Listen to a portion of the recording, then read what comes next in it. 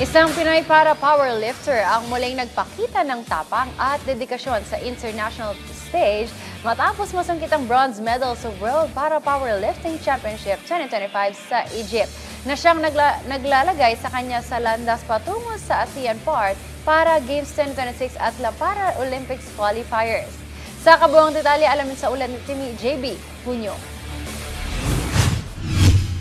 Muling umingay ang pangalan ng Pilipinas sa larangan ng para powerlifting matapos magwagi ng bronze medal si Ashel Guion sa World Para Powerlifting Championship 2025 na ginanap sa Cairo, Egypt. Ibinahagi ni Guion na hindi niya inaasahan ang pagkamit ng medalya sa kabila ng dami ng kanyang makakalaban. Hindi ko talaga na-expect na magka-medal ako kasi syempre sa dami ba naman namin ikaw, ando ng malalakas, ando ng China, Nigeria, India. Sa category ko pa naman, dala-dalawa sila nag-entry.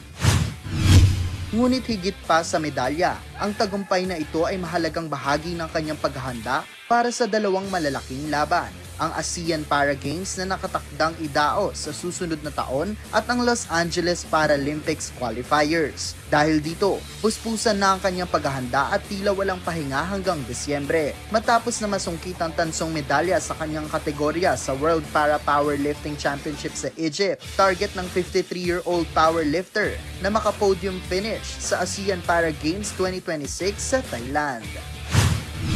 Ang tinatarget namin, kasi although hindi ko nabuhat yung 85 noon sa Egypt, sabi ko, kukunin ko yan sa January sa Thailand.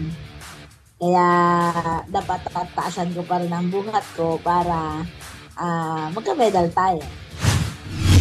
Nagbigay naman ng mensahe ang bronze medalist para sa mga junior para powerlifter na nais sumunod sa kanyang hakbang.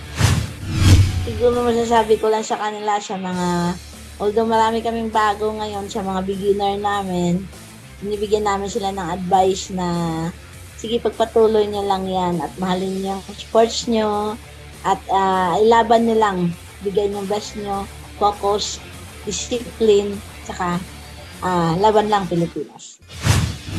Nagpasalamat din si Guion sa tulong ng Philippine Sports Commission at Philippine Sports Association for the Differently Abled na nagbigay lakas sa kanya upang makamit ang medalya para sa bansa. Para sa kanya, bawat buhat ay isang hakbang palapit sa pag-angat ng Pilipinas sa international para-sport scene at bawat medalya ay patunay na hindi hadlang ang kapansanan sa pag-abot ng pangarap. JB Hunyo para sa Atletang Pilipino, para sa Bagong Pilipinas.